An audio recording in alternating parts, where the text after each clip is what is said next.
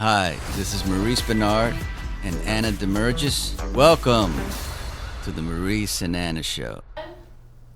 Welcome to the Maurice and Anna Show.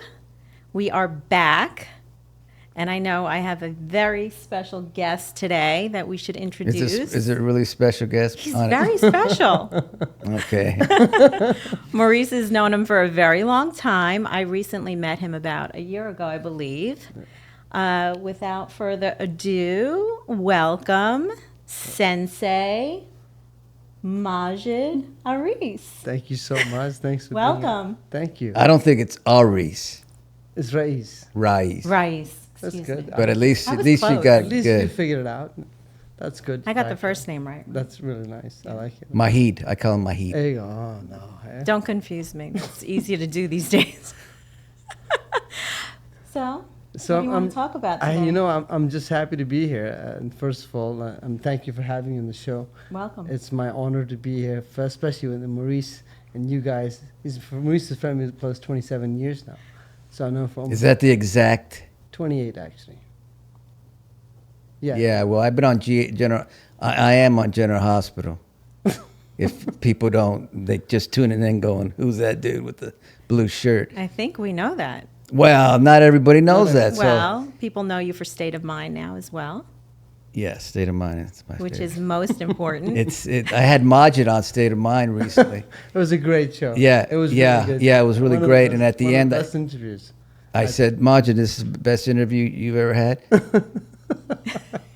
Well, I had to keep him guessing. I had to keep him guessing to him because I've been upset at him ever since. But anyway, that's my ego. So let's not go there. Okay. We're not talking about egos right now, are we? No, not today. What are we talking about then? then? Go there. Majid, tell us about you. Well, where are you from? What do you do? I know you're a hypnotherapist. I've been a patient recently.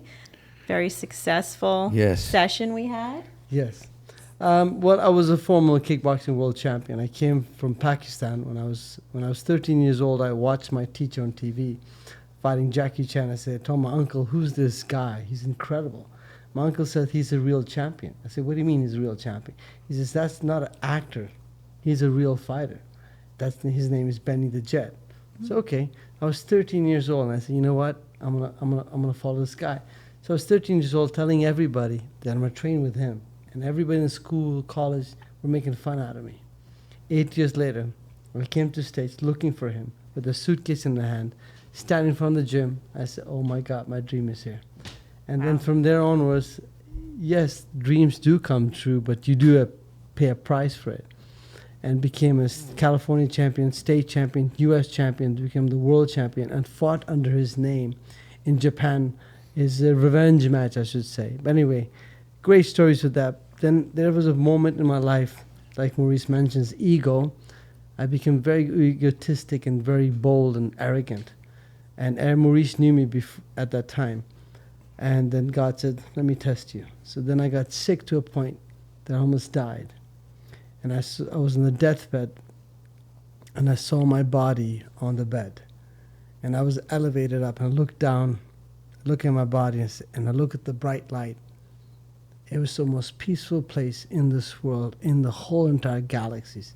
I felt so calm and collective, and I felt this is the quiet serenity I've ever felt.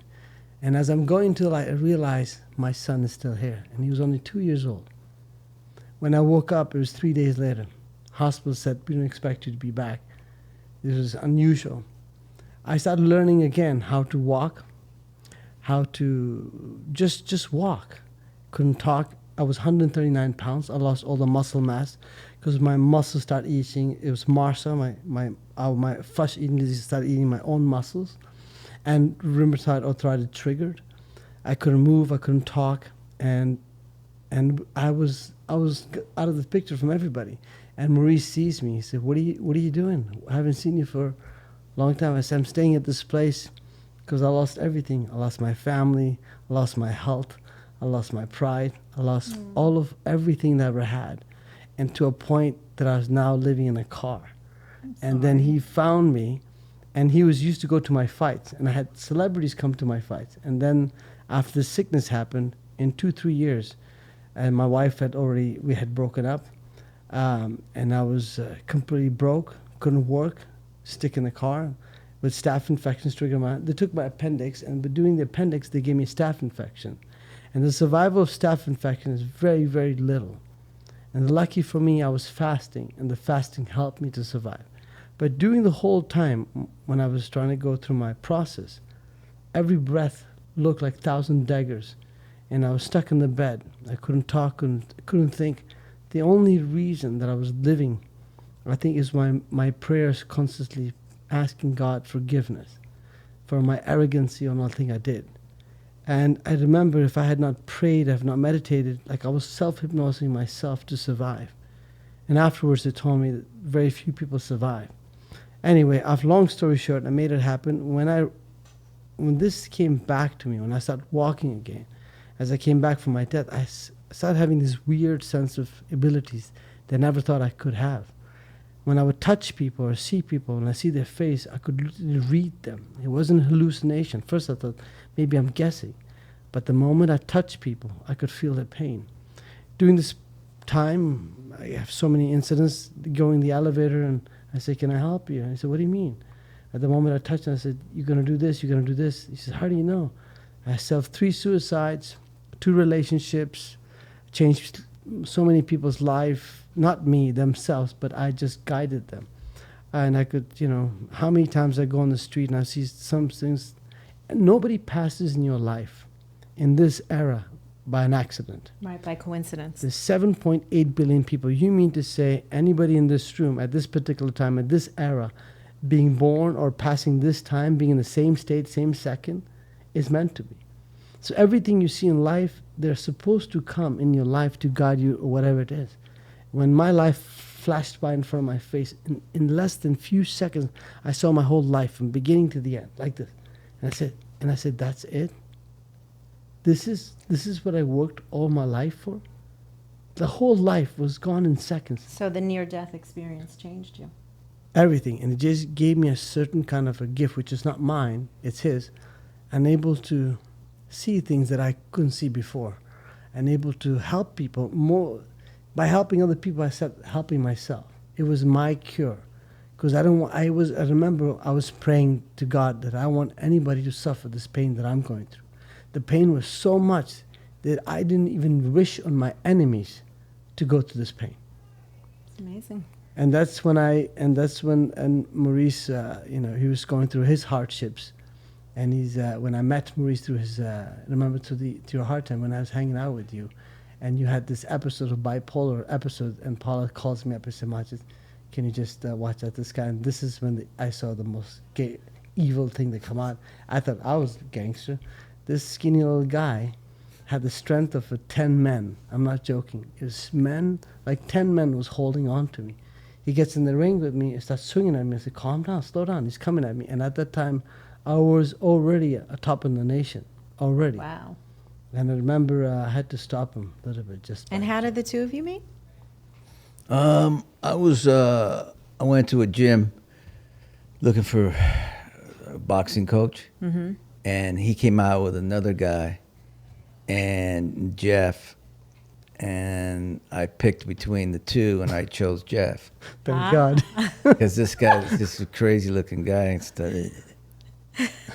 And so I trained with Jeff for like 18 years. Yeah. That's a long time. I broke his jaw the first time I sparred with him. How old by were you accident. when you started boxing? Oh, boxing? Yeah. Well, I was about, when did I start GH at 30? I was about 32. Yeah. Oh, okay. And I boxed till the pandemic. Wow. Every week I'd get in the ring, every week. And, but then after the pandemic, I haven't been in the ring. Do you feel that that's a different form of therapy for you? It's a twofold because what started happening is after being in the ring for so long, after I'd box, my hands would shake. Wow. So I'm like, what's happening with this handshaking, man? And then the pandemic hit, and I went through that other thing, and I haven't been in the ring since, and my hands don't shake. Wow. So I think it's from being in the ring and somebody coming to hit you. It's the stress. I It's see. the natural adrenaline rush that Right. runs into your body. And you need this adrenaline rush to have in your system to clean you up. And most people, that's why they get sick, because they never touch the limitations of pushing themselves. That's why exercise is very important. It's also anti-aging abilities too. Not to extreme stress, but to have just enough rush. Well, that's why he looks so great, because he exercises all the time. Right. Yeah, but I just felt like, I mean, I think I could go back and be in the ring, but I think I was doing it too much.